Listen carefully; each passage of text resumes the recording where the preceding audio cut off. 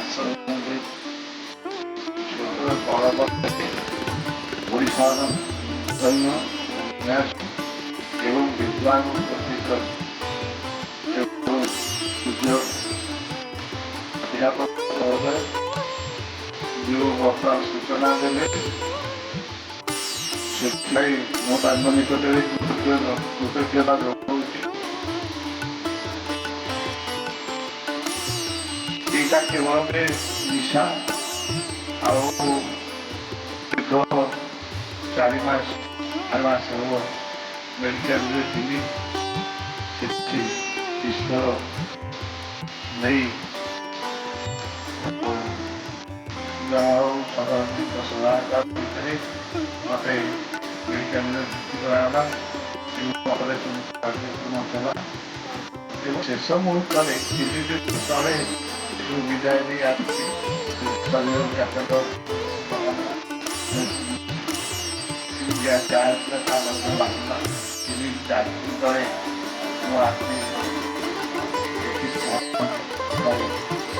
ଏବଂ ଇତିମଧ୍ୟରେ ମେଡିକାଲ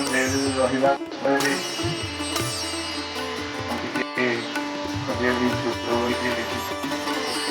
ଜଗନ୍ନାଥ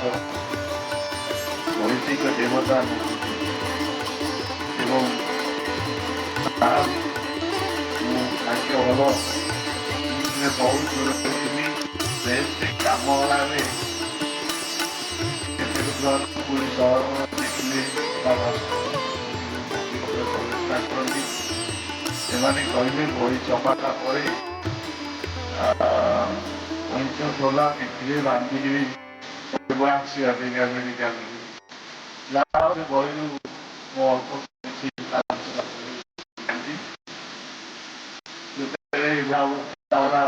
ବହୁତ ସାଙ୍ଗ ବୟସ୍କ ମଧ୍ୟ ଯୁବକ ବୟସ ହେଲାଣି ସେମାନେ ମଧ୍ୟ ଟିକେ କଟୁ ମନ୍ତବ୍ୟ ଦେଲେ। ମୁଁ ବଞ୍ଚିଗଲି କେବଳ ପ୍ରତ୍ୟେକ ବେଦର ମନ୍ତ୍ର ତଳେ ମନ୍ତ୍ର ସଂଖ୍ୟାଟି ଲେଖିଥିଲି ବୋଲି କହିବାଟି କିଛି ଭୁଲ ରହିଛି ମନ୍ତ୍ରରେ ଏଇ ମନ୍ତ୍ରଟିର ପଢ଼ାଯାଉ ଆଉ ତା ଅର୍ଥ ଟିକେ ଦିଆଯାଉ ଏମିତି ଭାବରେ ସେଠି ଗୋଟେ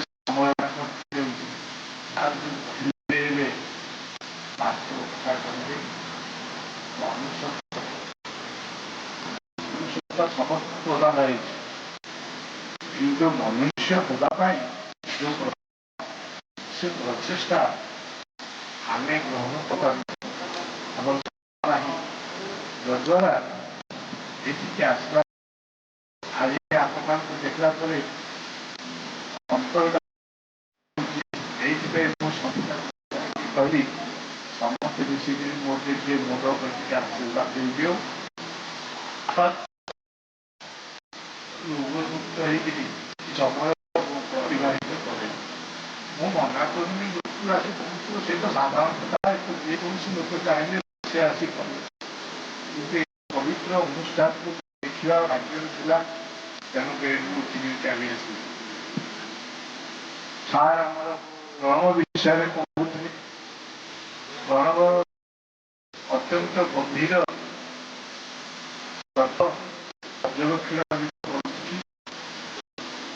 ଗୋଟିଏ ମନ୍ତ୍ର ଆରମ୍ଭ କରିବା ପୂର୍ବରୁ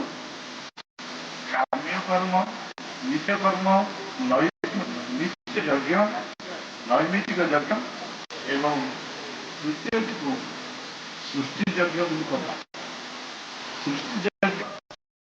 କହିଲା ବେଳେ ସେ ସମସ୍ତ ଯଜ୍ଞ ହିଁ ସୃଷ୍ଟି ଯଜ୍ଞ। ଯଜ୍ଞ ବାହିଷି ପୁରୁଷం ଜାତ ମନ୍त्रତଃ ତେନ ଦେବା ମନୁଷ୍ୟ ହବା ପାଇଁ ହେଲେ ଯଜ୍ଞ କରିବାକୁ ହବ। ପରମାତ୍ମା ତପସ୍ୟା କରିଛନ୍ତି ଗମ୍ଭୀର ତପସ୍ୟା ସମ୍ଭବ ହୋଇଛି। ପରମାତ୍ମାଙ୍କର ସର୍ବଭୂତ ଯଜ୍ଞ କରିବା ଦ୍ୱାରା ଏ ସୃଷ୍ଟିକୁ निर्माण कले एवं विभिन्न पर्यवेक्षण पर्या भितर समस्त को से ग्रहण करते समस्त को बाहर कर हिरण्य गर्भ समवर्त कांटे भूतस्य जात पति एक आसी सदार तस्मदेवाय प्रतिसंयुते सर्वभूत जगरे सुष्टु आवाहन कले समस्त जगत सृष्टि हेले धूलिकणाठू माइक्रोकोसम पर्यंत धूलिकणार आरंभ करी सचराचर सृष्टि को से निर्माण करे एवं ताको सृष्टि एवं सृष्टि जगह मनुष्य गोटे प्राणी जगह सर्वम इदम सप्त जगह जेते पदार्थ थे ये समस्त सृष्टि आसिले केतेबेले आसिले परमात्मा कहले निजे ग्रीष्म से इंधन हेले शरद निजे हेले बसंत से जो आसिक आलोक प्रमाण कले परमात्मा सर्वभूत जगह से जगह से समग्र सृष्टि को संभव करा कला तेणु यही सृष्टि को एते महनीय सृष्टि को प्रभु तैयार किंतु मनुष्य भीतर एते विभेदता परिपूर्ण करदे जे से केड़े अनुभव कलानी आम कहूँ जे प्रभु आपण सर्वव्यापी अटंती नदस्य प्रतिमास्ति यश नाम महत्यस हिरण्य गर्भ इत्येष मां मां हिंसित तस्मात् न जात इत्येष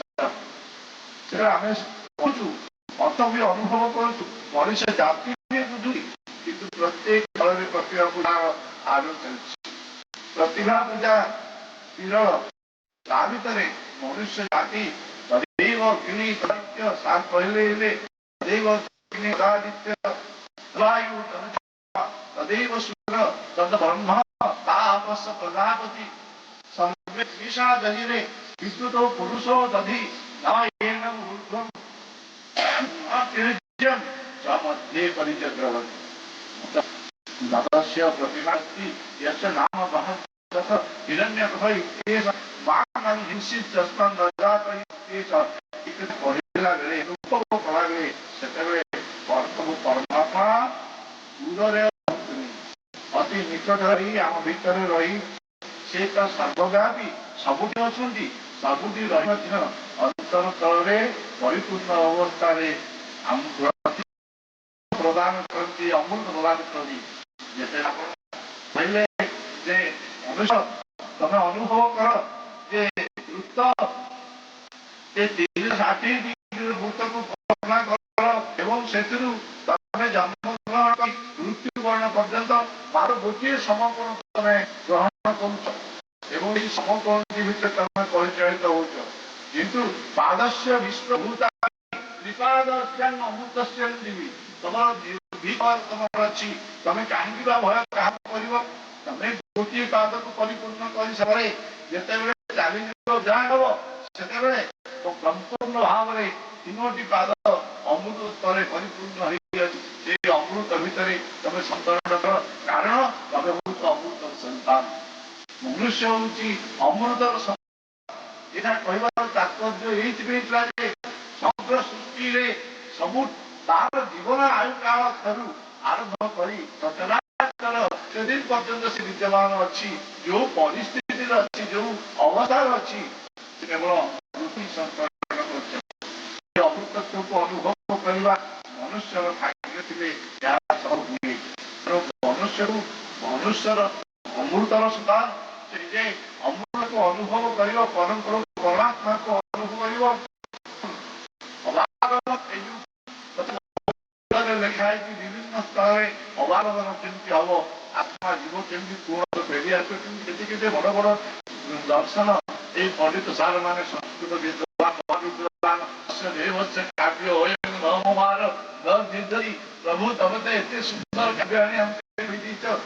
अनुभव कर अवशिष्ट आयुष से कटिवा आशीर्वाद हो आशीर्वाद ये साथ आपण दया पाखे मोर पूज्य गुरुदेव बस समस्त आशीर्वाद Rồi đâu một buổi tối thì còn một đứa này là từ xóm áo về